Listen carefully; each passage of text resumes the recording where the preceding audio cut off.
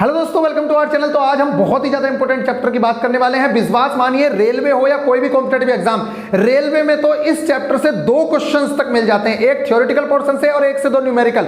मतलब 2 से 3 नंबर का भी वेटेज इस चैप्टर का हो सकता है। तो प्लीज आप इस चैप्टर को बिल्कुल इग्नोर ना करें। सिर्फ 4 फॉर्मूलों का खेल है और बड़ा ही अच्छा चैप्टर है। अगर आपने इसे सिर्फ 15 मिनट भी देख लिया तो आप विश्वास मानिए इसका एक एक क्वेश्चन उड़ा के आओगे, क्योंकि इतना ज्यादा डिफिकल्ट चैप्टर नहीं है। सब कुछ आपकी जो रियल लाइफ है इससे रिलेट करता है और बहुत ही ज्यादा सिंपल चैप्टर है। तो मैं आप लोगों से उम्मीद करूंगा कि इस चैप्टर को आप बहुत अच्छे से देखेंगे।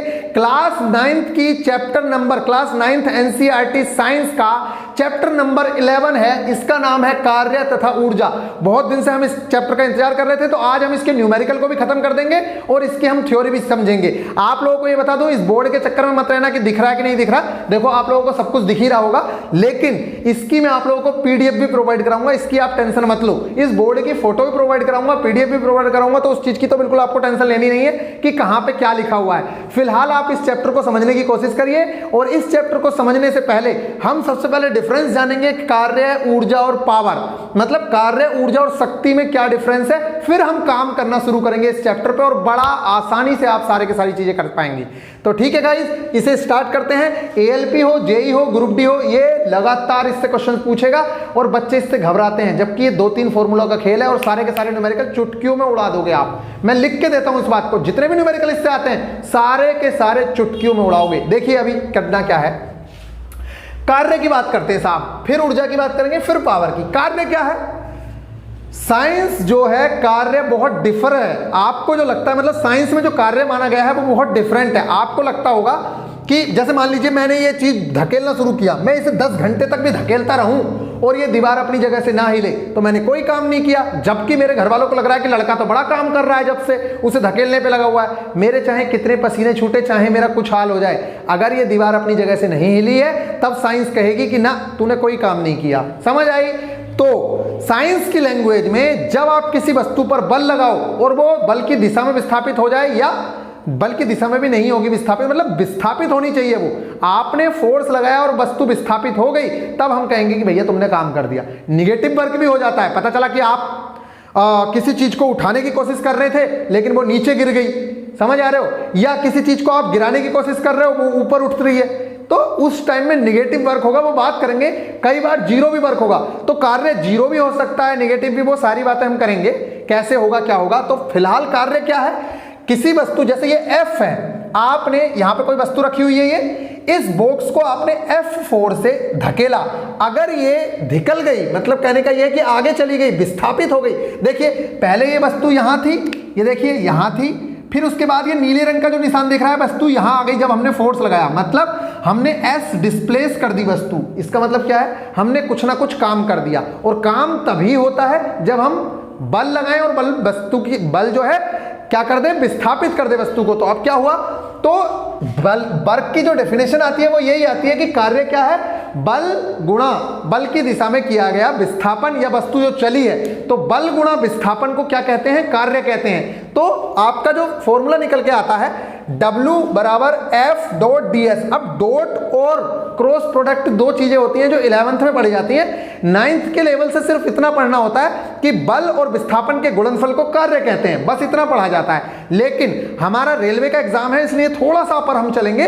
तो आप लोगों को पता होना चाहिए राशि, जो वेक्टर क्वांटिटी होती है ना, जैसे यहां देखिए ये बल है, ये भी सदिश राशि है, और जो ये विस्थापन है मतलब डिस्प्लेसमेंट है, ये भी सदिश राशि है। तो इन दोनों का जब गुणनफल करते हैं, मतलब प्रोडक्ट करोगे, तो 2 तरीके से प्रोडक्ट होता है। एक तो डॉट प्रोडक्ट होता है और एक होता है क्रॉस प्रोडक्ट। तो डॉट प्रोडक्ट के अंदर जब आप 2 सदिश राशियों का अदिश गुणनफल करते हैं, इसे डॉट प्रोडक्ट को अदिश गुणनफल कहते हैं, तो राशि हमें जो प्राप्त होती है वो अदिश राशि प्राप्त होती है, मतलब स्केलर क्वांटिटी प्राप्त होती है। कहने का मतलब ये है कि देखिए इनके बीच में डॉट लगा हुआ है, क्रॉस लगा हुआ नहीं है। अगर क्रॉस लगा हुआ होता तो ये सदिश राशि होती, लेकिन जो वर्क है वो क्या है? एक अदिश गुणनफल है। किसका?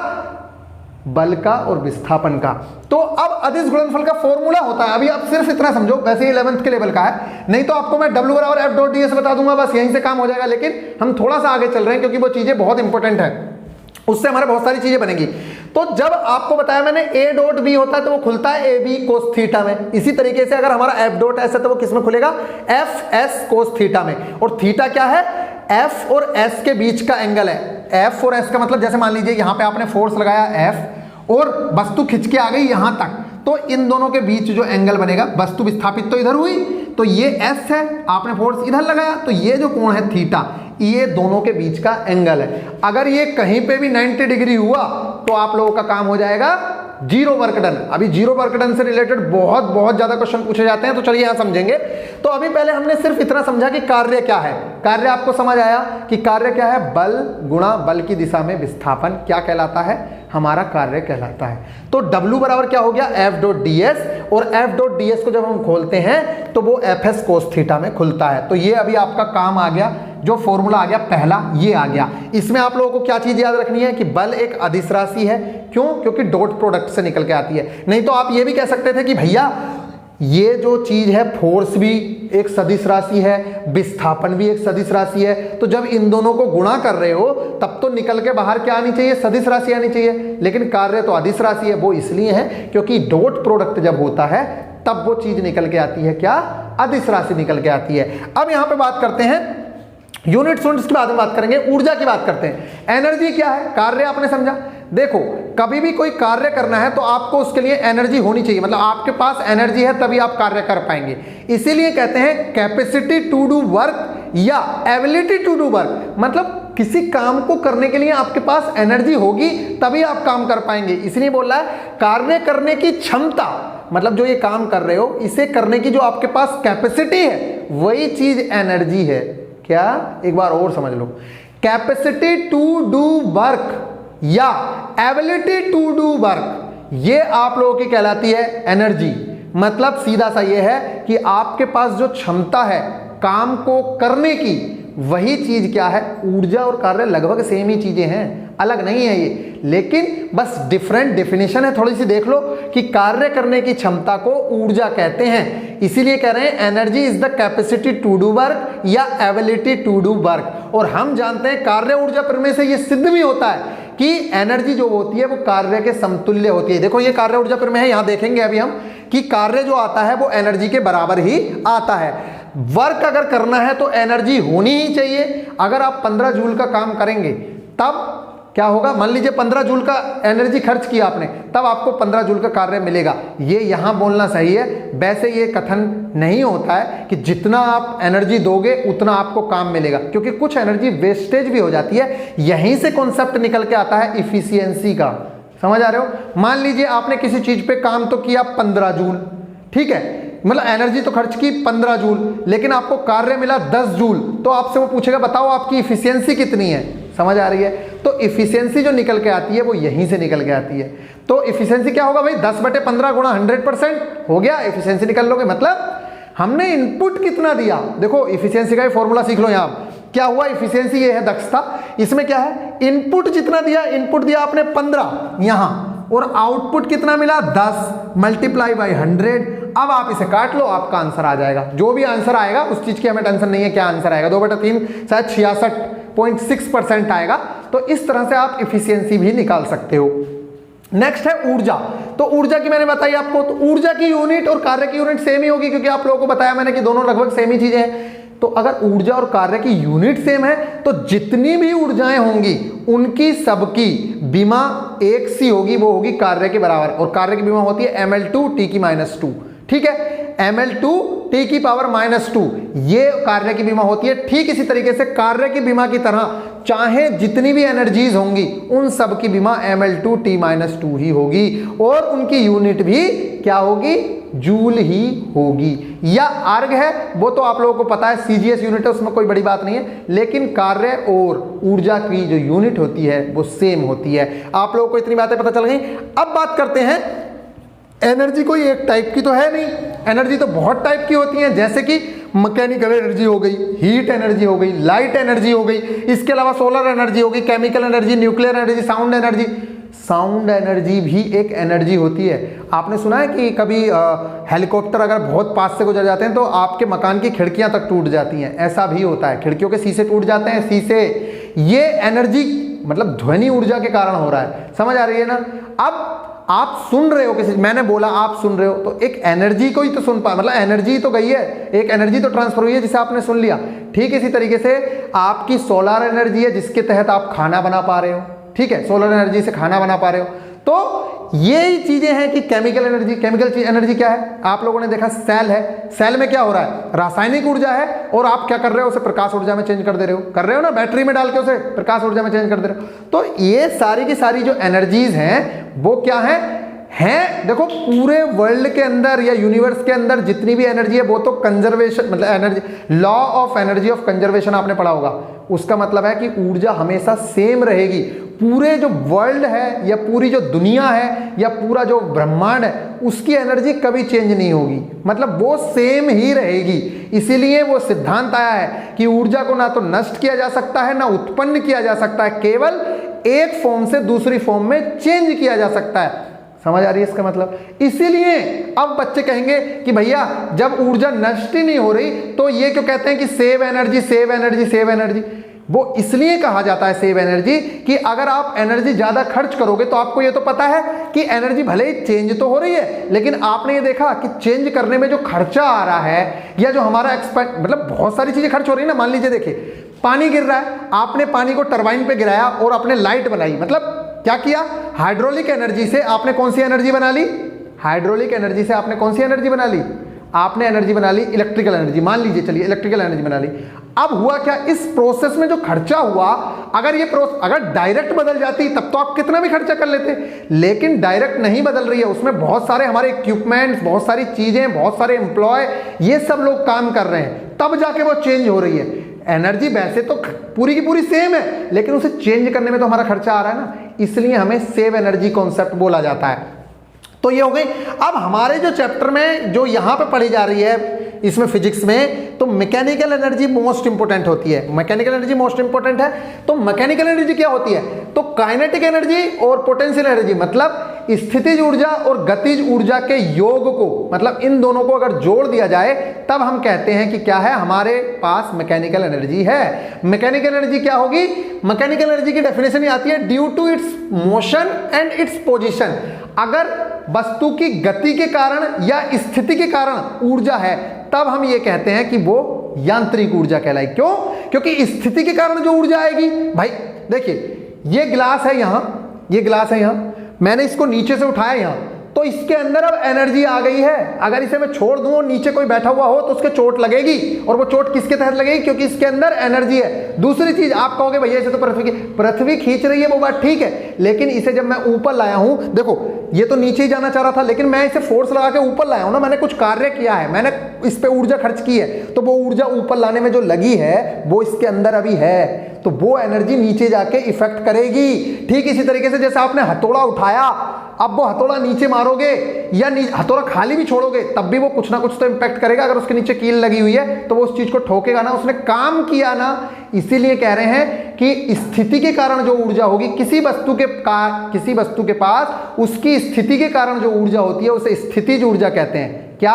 किसी वस्तु के पास उसकी जो पोजीशन है उसके कारण जो एनर्जी है उसे पोटेंशियल एनर्जी कह रहे हैं। और किसी वस्तु के पास उसके गतिज ऊर्जा, उसे क्या कहेंगे, किसी वस्तु के पास अगर गति के कारण कोई ऊर्जा है तो उसे हम गतिज ऊर्जा कहेंगे। जैसे एग्जांपल ले लो, कोई बुलेट है, मतलब बुलेट मतलब गोली है, अब वो जा रही है तेजी से, तो क्या है, उसके पास गति है, वो कुछ ना कुछ जाके करेगी, आपके अंदर तक घुस रही है ना वो, मतलब आप अगर आपने गोली छोड़ी तो उसके अंदर बेग है, वो जाके वहां कुछ ना कुछ करेगा, आपके अंदर से भी आर पार निकल जाएगी। क्यों, क्योंकि उसके अंदर जो एनर्जी थी वो इतनी थी जो आपका यहां से रोकने की कोशिश भी की गई तो रुकी नहीं। समझ आ रही है?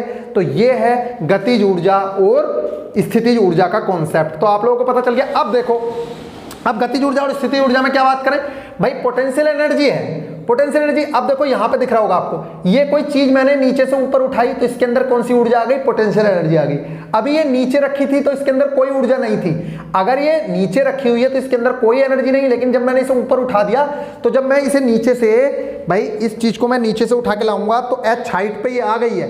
अब आपने क्या किया, एक बात सुनना, अब देखो ये एनर्जी कितनी होगी, कितना सिंपल सा है भाई, आपने F फोर्स लगा के इसको ऊपर खींचा, और वो फोर्स क्या था, ग्रेविटी के विरुद्ध लगाया ना आपने फोर्स ऐसे करके, तो फोर्स क्या होगा, F बराबर mg, ma नहीं mg, और कितनी हाइट उठाई, h हाइट, इसलिए इसका फॉर्मूला, इसके अंदर जो एनर्जी है वो कितनी है, mgh, इसलिए इसके अंदर क्या है, एनर्जी हो गई mgh। तो गाइज ये फॉर्मूला निकल के आ गया mgh पोटेंशियल एनर्जी का। समझ आ गए। F4 से मैंने इसे नीचे से ऊपर उठाया, ये h हाइट पे रखा हुआ है अभी, तो h तो हो गया इसका विस्थापन। अब आपको कार्य निकालना है या ऊर्जा निकालनी है तो क्या होगा, mg क्या है, फोर्स है, क्योंकि F बराबर ma होता है, इसलिए F बराबर mg करेंगे क्योंकि गुरुत्वाकर्षण के विरुद्ध काम हो रहा है। तो अब क्या हो गया, mg मल्टीप्लाई बाय h। तो इसलिए ये मैंने लिखा है कि पोटेंशियल एनर्जी या स्थिति ऊर्जा बराबर कार्य, और कार्य का फॉर्मूला क्या होता है, बल गुणा विस्थापन, और बल क्या लगा, F बराबर ma, तो mg लगा और h, तो इसलिए इसका फॉर्मूला निकल के आ गया mgh। समझ आ गई। नेक्स्ट गतिज ऊर्जा। तो गतिज ऊर्जा का फॉर्मूला होता है हाफ mv²। अब यहां से बहुत ज्यादा क्वेश्चंस पूछे जाते हैं, तो प्लीज इस चीज को ध्यान से देखिए। काइनेटिक एनर्जी जो है वो फॉर्मूला हो गया हाफ mv²। अब अगर मैं इस mv² के ऊपर भी m से गुणा कर दूं, नीचे भी m से गुणा कर दूं, तो देखो क्या मिलेगा। आपने पढ़ा था संवेग P बराबर mv होता है या नहीं होता है। तो आपने क्या किया, एक m से गुणा कर दिया आपने ऊपर ले जाके। देखो एक m काले रंग का यहाँ, एक m यहाँ, अगर ये m से m कट जाएगा तो कोई बात थोड़ी है, अभी भी mv² ही है। तो ऊपर और नीचे मतलब अंश और हर में अगर हम m की मल्टीप्लाई करेंगे तो कोई फर्क नहीं पड़ेगा। तो हमने मल्टीप्लाई कर दी। अब मैंने जब मल्टीप्लाई करी तो आपको क्या मिला, ke बराबर मिला p²/2m। क्या मिला, देखो भाई यहाँ एक mv मिल गया, यहाँ एक mv मिल गया, तो ये वाली चीज भी p बन गई। ये देखिए ये वाली चीज में P बन गई। पहले यहाँ पे पहले अगर हम बात कर रहे थे तो एक ही mv था, यहाँ सिर्फ b बच रहा था, उसे m चाहिए था P बनने के लिए। तो हमने क्या किया, एक m से मल्टीप्लाई ऊपर कर दी, एक से भाग नीचे कर दी, तो m से m कट भी सकता है, इसलिए यहाँ क्या हो गया P गुणा P। तो ये ke बराबर आ गया p²/2m। अगर ये p²/2m है तो आप विश्वास मानिए इस फॉर्मूले से इतने क्वेश्चंस बनते हैं, मैं सारे के सारे क्वेश्चंस आपको करवा के दिखाऊंगा यहाँ पे, ठीक है। चलिए, तो ke बराबर हो गया p²/2m। यहीं से क्वेश्चन पूछता है वो कि अगर किसी वस्तु की गतिज ऊर्जा को 2 गुना कर दिया जाए तो उसका संवेग कैसा हो जाएगा, अगर किसी वस्तु के संवेग को 4 गुना कर दिया जाए तो उसकी गतिज ऊर्जा पर क्या प्रभाव पड़ेगा। वो सारे के सारे क्वेश्चन यहीं से होते हैं, इसी फॉर्मूले से एक एक क्वेश्चन आप लोगों को करवा दिया जाएगा, उसकी टेंशन मत लो।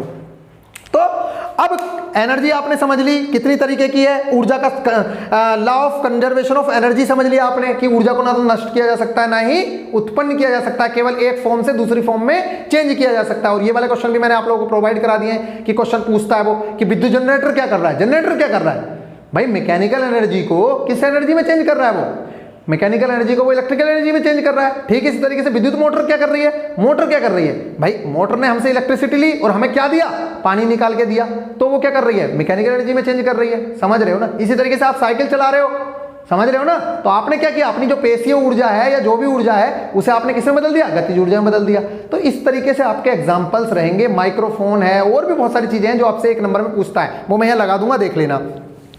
दक्षता पता चल गई। अब P बराबर W/, ये आ गई पावर। पावर क्या चीज होती है, पावर पे बात करते हैं फिर बाकी चीजों पे बात करेंगे। पावर क्या चीज है भाई, गति, ये हो गई वो गति कह रहा हूं, शक्ति, शक्ति की बात करते हैं। तो पावर क्या चीज है, पावर को इस तरह से डिफाइन करते हैं कि एकांक समय में किया गया कार्य। मतलब आप ये देखिए कि पर यूनिट टाइम कितना काम कोई आदमी कर रहा है वो उसकी पावर है। तो अब ये पावर को कैसे डिफाइन करेंगे, भाई मैंने 2 लोगों को काम करने के लिए दिया, तो अब देखो P बराबर क्या हो गया, W/T है। क्यों, क्योंकि एकांक समय में किए गए कार्य को, T समय में अगर कार्य W हो रहा है तो एकांक समय में कितना काम होगा, W/T होगा। तो P बराबर जब W/T है तो एकांक समय में किया गया कार्य कितना हो गया, वो हो गई हमारी शक्ति। अब शक्ति बढ़ेगी किसकी और कम किसकी होगी, तो देखो या तो कम समय में देखो या तो वो काम ज्यादा करके दे आदमी हमें, भाई 2 आदमी है, एक मैं हूं एक कोई और है, तो अब अगर मैं ज्यादा काम करके दे रहा हूं उसे तो मेरी शक्ति ज्यादा मानी जाएगी, या मैं टाइम कम ले रहा हूं उस काम को। देखो सारे सेंटेंस का मतलब एक ही है, मैं किसी काम को करने में टाइम कम ले रहा हूं मान लो, तो क्या हुआ भाई, एक आदमी को 50 मान लीजिए 50 ईंटें लेके आनी थी, उस बंदे ने 20 मिनट लिए, मैंने 15 मिनट लिए, किसकी शक्ति ज्यादा हो गई, मेरी शक्ति ज्यादा हो गई। मान लीजिए हम दोनों को 15 मिनट काम करने के लिए दिया, उसने 50 ईंटें ढोए, मैंने 100 धो दिए, तो मेरी पावर ज्यादा हो गई। तो गाइस तीसरा केस ये है कि हम क्या कर दें, समय भी कम लें और काम भी ज्यादा करके दें, फिर इस हिसाब से हमारी पावर जो है बहुत तेजी से बढ़ जाएगी। आप लोगों को पता होना चाहिए कि भैया आपने क्या किया, पहले आपने देखा कि क्या किया, आप टाइम कम ले रहे थे तब भी आपकी शक्ति बढ़ रही थी, आप काम ज़्यादा करके दे रहे थे तब भी आपकी शक्ति बढ़ रही थी। अगर आप दोनों काम एक साथ कर दो कि टाइम भी कम लो और काम भी ज़्यादा करके दो तो आप लोगों को पता होना चाहिए आपकी शक्ति क्या हो जाएगी, बहुत ज़्यादा बढ़ जाएगी। तो आपको तीनों चीज़ें पता चल गई। देख लो एक बार और यहाँ से, टी अगर कम होगा क्योंकि ये व्युत्क्रमानुपाती है, मतलब ये आप लोगों को पता है ये देखो डायरेक्टली प्रोपोर्शनल है, ये इन्वर्सली प्रोपोर्शनल है। तो टी अगर घटेगा तो पी बढ़ेगा, इसी तरीके से अगर डब्ल्यू बढ़ेगा तो पी बढ़ेगा, डब्ल्यू घटेगा तो पी घटेगा, क्योंकि वो डायरेक्टली प्रोपोर्शनल है।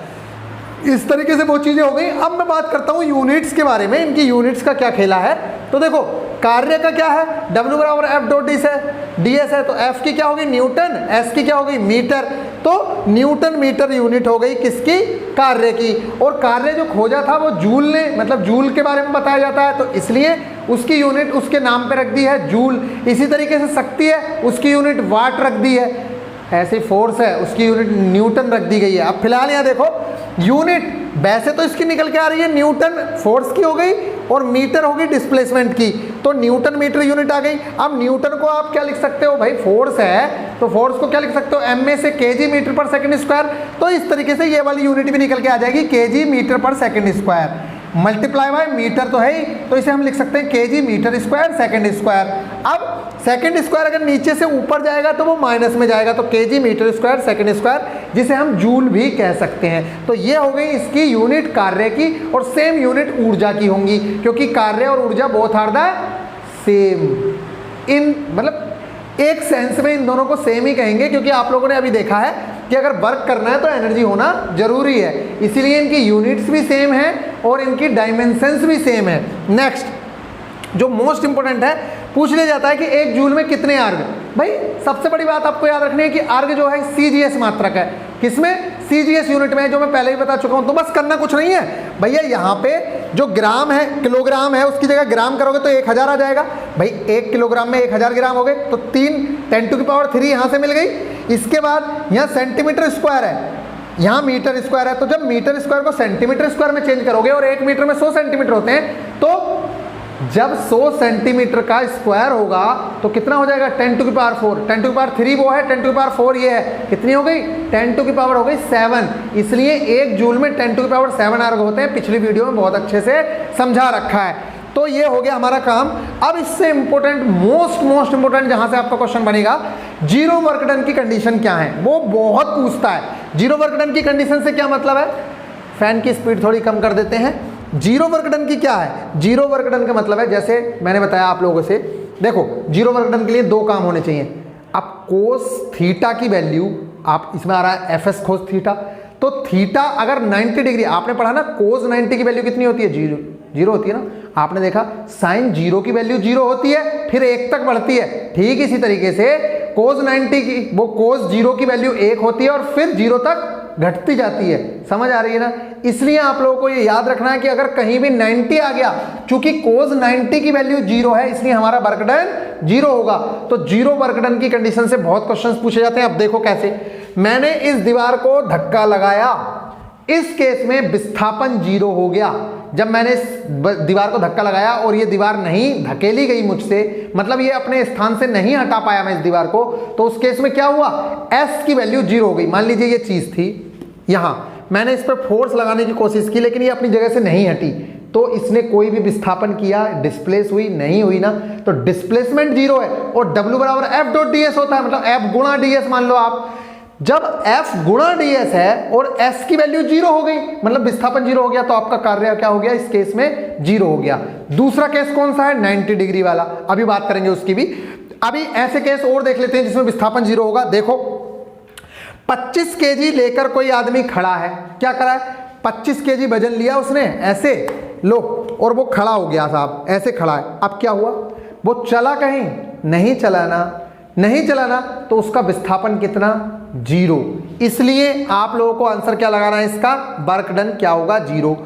बिल्डिंग पे एक आदमी चढ़ा, मतलब यहां से गया कट और फिर उतर के आ गया, विस्थापन क्या होता है आप लोगों को पता होगा, 2 पॉइंट्स के बीच की मिनिमम डिस्टेंस को क्या कहते हैं, या मिनिमम लंबाई या दूरी को क्या कहेंगे, हम विस्थापन कहेंगे। अब ये बात आओ, यहां से चले, एक बिल्डिंग पे चढ़े, फिर उतर के यहीं आ गए, विस्थापन कितना हो गया, 0। तो इस केस में भी कार्य की वैल्यू क्या होगी, 0 होगी। नेक्स्ट केस और ले लेते हैं, 10 मान लीजिए 10 किलोग्राम की कोई चीज थी या 100 किलोग्राम की कोई चीज थी और उसे मैं मतलब रखे हुआ था सर पे और 500 किलोमीटर चल के चला गया, क्या हुआ?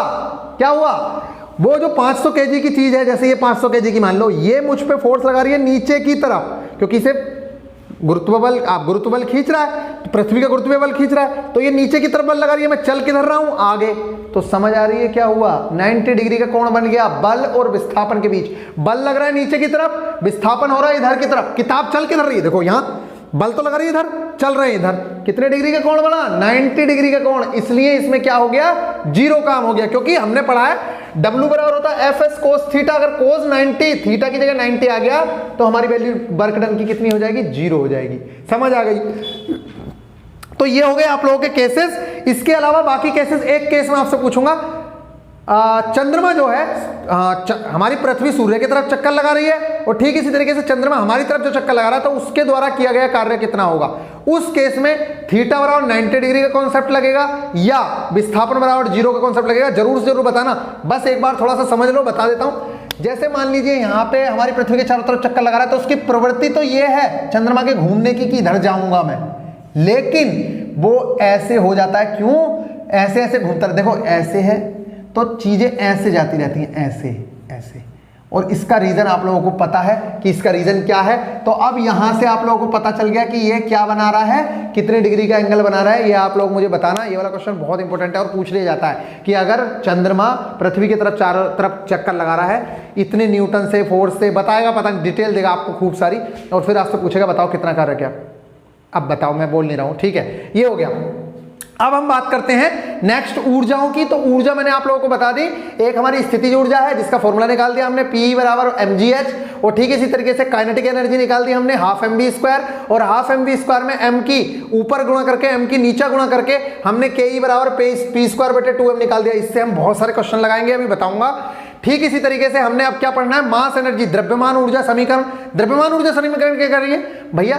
पदार्थ में द्रव्यमान के कारण भी कुछ ना कुछ ऊर्जा होती है। देखो अभी आपने देखा जब पदार्थ को हमने हाइट पे लेके गए तो उसके कारण भी उसके अंदर ऊर्जा थी। इसी तरीके से जो पदार्थ के कण है उसके अंदर जो द्रव्यमान है उसके कारण भी उसकी ऊर्जा होती है। तो वो जो ऊर्जा कहलाती है वो द्रव्यमान ऊर्जा कहलाती है। और इसे फॉर्मूला देते हैं E बराबर mc², जहां पे E जो है एनर्जी है, m जो है मास है, c जो है प्रकाश का वेग है। प्रकाश के वेग की वैल्यू बताना कितनी होती है। ये आइंस्टीन के द्वारा खोजी गई थी। और इसमें इंपॉर्टेंट चीज ये है, ये जो क्वेश्चन पूछता है थ्योरी ऑफ रिलेटिविटी क्या है, ऐसे क्वेश्चन पूछ लेगा आपसे। क्वेश्चन पूछेगा अपेक्षिकता का सिद्धांत क्या है या फिर सापेक्षिकता का सिद्धांत क्या है। यही है वो सब कुछ, याद रखना।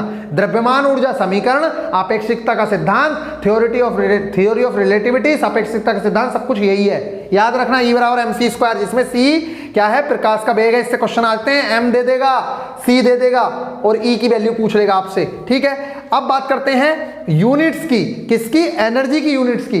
तो एनर्जी की आप लोगों ने एक तो यूनिट वही पढ़ ली जो आप लोगों की है ही, कौन सी यूनिट? एनर्जी की जूल यूनिट पढ़ ली आपने। दूसरी जो बहुत इंपॉर्टेंट यूनिट है वो है किलोवाट घंटा।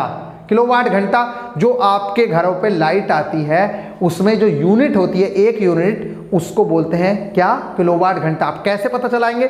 अच्छा, आपको पता लगाना कि आपके घर में कितने यूनिट बिजली खर्च हुई, कैसे पता लगाओगे? ऐसे पता लगाओगे, अगर 1 किलोवाट की कोई भी चीज 1 घंटा चल जाती है तब हम कहते हैं कि आपके यहां 1 यूनिट बिजली खर्च हो गई। समझ आ गई? याद रखना, 1 किलोवाट की कोई चीज अगर 1 घंटा चल जाए तो हम कहेंगे कि आपके यहां लाइट जो है वो कितनी खर्च हो गई? 1 यूनिट खर्च हो गई। क्योंकि नाम क्या है? 1 किलोवाट घंटा। 1 घंटे में 1 किलोवाट चीज चल गई तो हम क्या कह देंगे?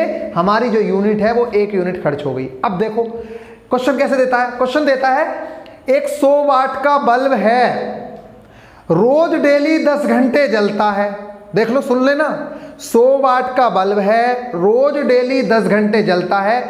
30 दिन का अगर महीना है तो 30 दिन में कितनी खपत होगी? अब बताओ आप। कितना सिंपल सा सवाल है। देखो, एक वाट है 100 वाट का बल्ब है, 100 वाट का, 10 घंटे जल रहा है, मतलब पूरे दिन में 1000 वाट खर्च कर रहा है। मतलब वो हर रोज कितनी एनर्जी खर्च कर रहा है? 1 यूनिट। 30 दिन में 30 यूनिट। इस तरह के सवाल पूछता है, बड़े सिंपल। ऐसे कहेगा आपका रेफ्रिजरेटर 2.5 किलोवाट का है, रोज डेली 2 घंटे चलता है, बताओ 5 दिन में कितनी एनर्जी खपत होगी? सिंपल सा बात है भाई। अरे 2.5 किलोवाट का वो है, रोज डेली 2 घंटे चल रहा है, मतलब 5 यूनिट बिजली वो खर्च कर दे रहा है रोज।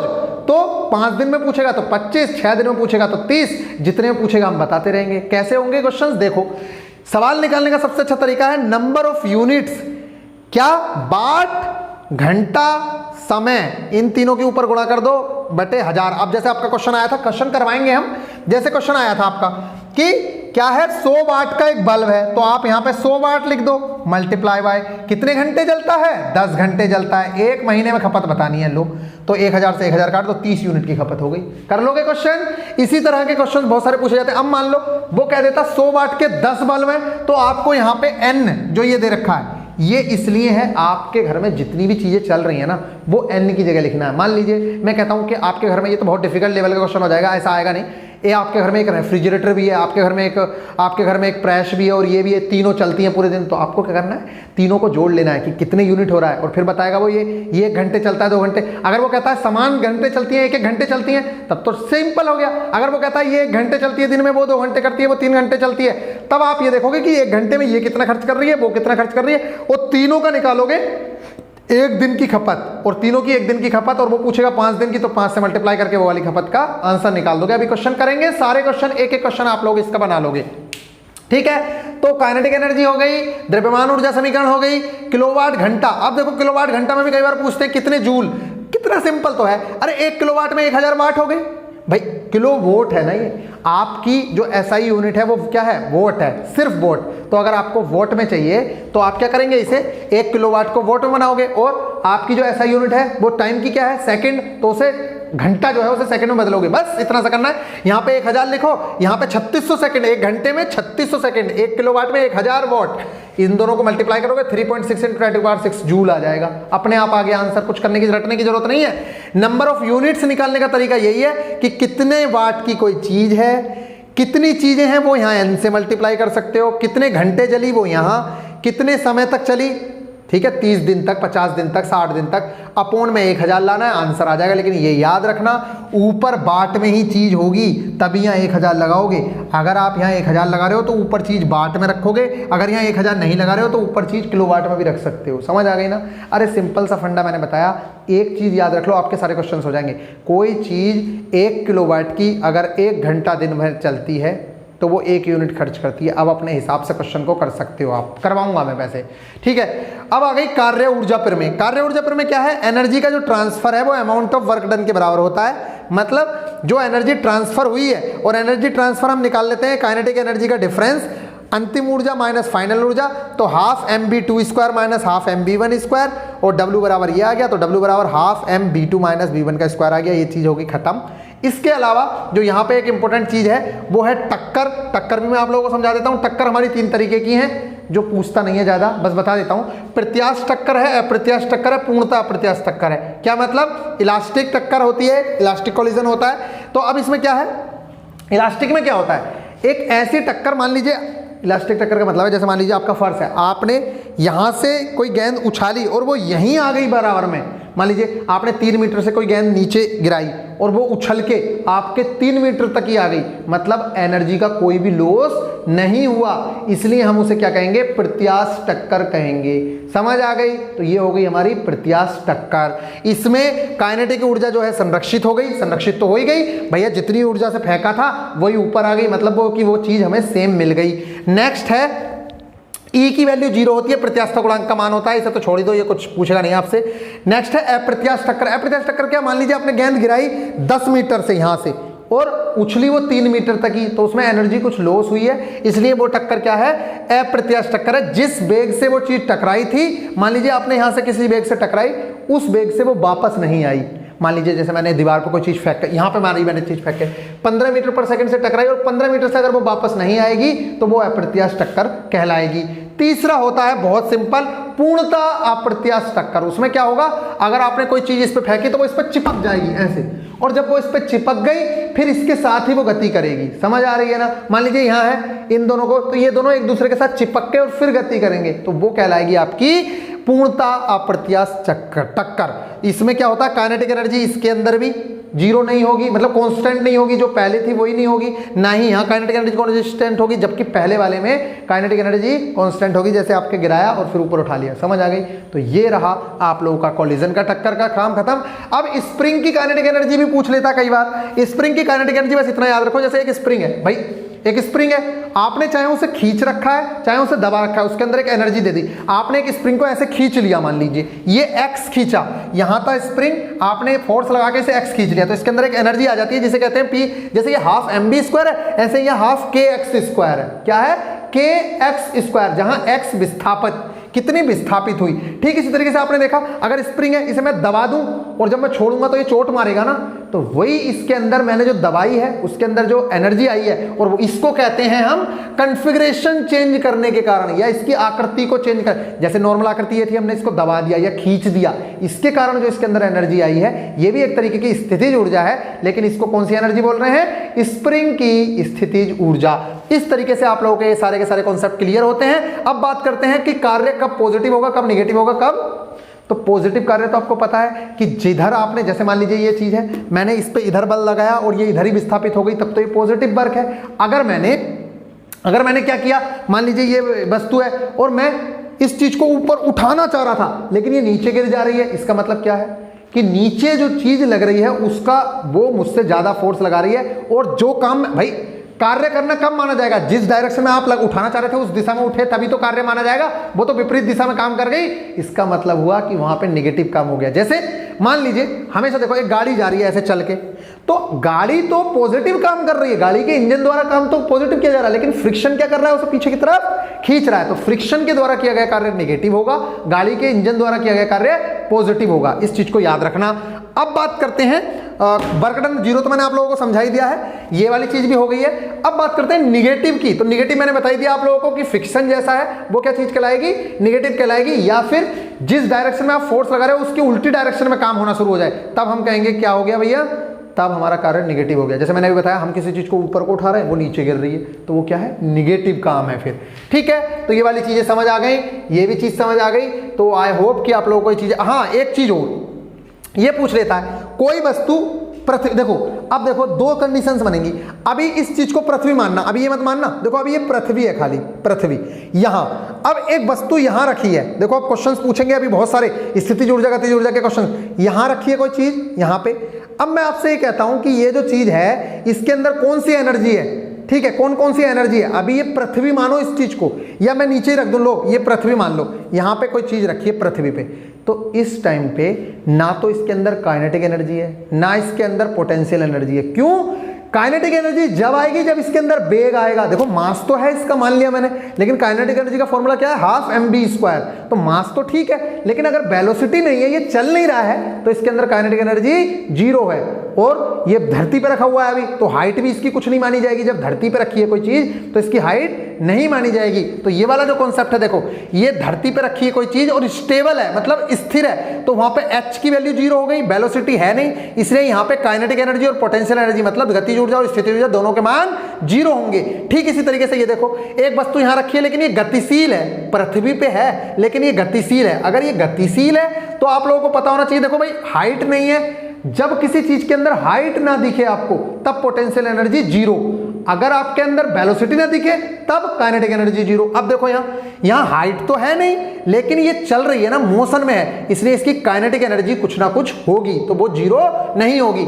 अब मान लीजिए उड़ता हुआ हेलीकॉप्टर है कोई, देखो उड़ता हुआ हेलीकॉप्टर चल भी रहा है, गतिज ऊर्जा है, हाइट पे है, स्थितिज ऊर्जा है, मतलब उसके अंदर दोनों ऊर्जाएं हैं। समझ आ रही है? पंखा है, क्या कर रहा है? लटका हुआ है, स्थितिज ऊर्जा उसमें है, और चल भी रहा है तो उसके अंदर गतिज ऊर्जा भी है। तो इस तरीके के जो एग्जाम्पल हैं, अब मान लीजिए अब ऊपर कोई चीज है, अब मान लीजिए वो ऊपर जाकर रुक गई है ऐसे, ठीक है, चल नहीं रही है, तो हम कहेंगे वहां पे क्या है? उसके अंदर सिर्फ स्थितिज ऊर्जा है, उसके अंदर गतिज ऊर्जा नहीं है। क्योंकि अब मान लीजिए जैसे आपने देखा होगा कोई चीज नीचे से फेंकते तो एक टाइम पे जाकर रुक जाती है, तो वहां स्थितिज ऊर्जा का मान मैक्सिमम हो जाता है, गतिज ऊर्जा का मान जीरो हो जाता है। समझ आ गई?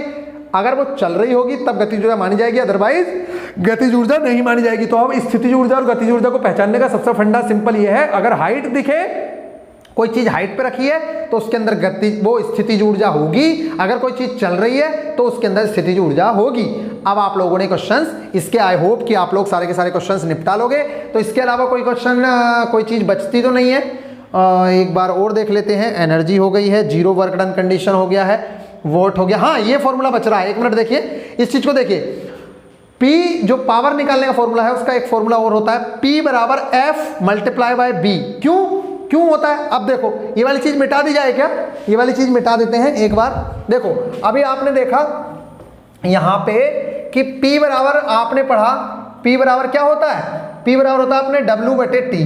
अब W को आप क्या लिख सकते हैं भाई? W जो है उसे F S लिख सकते हैं बटे T लिख सकते हैं, और ये विस्थापन बटे समय को हम क्या लिख सकते हैं भाई? ये तो वेग ही है, विस्थापन बटे समय को वेग लिख सकते हैं। तो P बराबर F गुणा B भी होता है। तो अगर कहीं क्वेश्चन में पूछे कि भैया वेलोसिटी दे दे, फोर्स दे दे और आपसे पावर निकलवाए, तब भी आप क्वेश्चन कर पाओगे।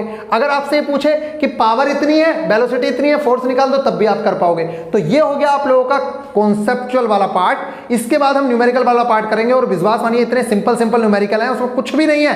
M दे देगा, B दे देगा, गतिज ऊर्जा निकलवा लेगा। आपसे कहेगा कि वस्तु का वेग जो है दोगुना कर दिया जाता है, बताओ गतिज ऊर्जा पर क्या प्रभाव? अरे सीधा सा बात है भैया, mb स्क्वायर है वो b स्क्वायर के प्रोपोर्शनल है, तो 4 गुनी हो जाएगी। इसी तरीके के सारे सवाल हैं, कुछ भी नहीं है उसमें। अब जैसे यहां वाला क्वेश्चन है, ये मैं कह रहा हूं संवेग का मान 2 गुना कर दिया जाए तो काइनेटिक एनर्जी कितनी हो जाएगी? 4 गुना हो जाएगी। अरे यहां का 2 गुना करेगा तो कितना हो जाएगा? 4 गुना। मैं कह रहा हूं काइनेटिक एनर्जी का मान 2 गुना कर दिया है, 4 गुना कर दिया है, तो पोटेंशियल इसका मान कितना हो जाएगा? इसका मान 4 गुना करोगे तो 2 गुना हो जाएगा। ये सारे के सारे क्वेश्चन आपको नेक्स्ट पार्ट में एक एक चीज क्लियर करा के कराऊंगा, क्योंकि लेक्चर काफी लंबा हो गया है। तो चलिए उस चीज को हम करेंगे।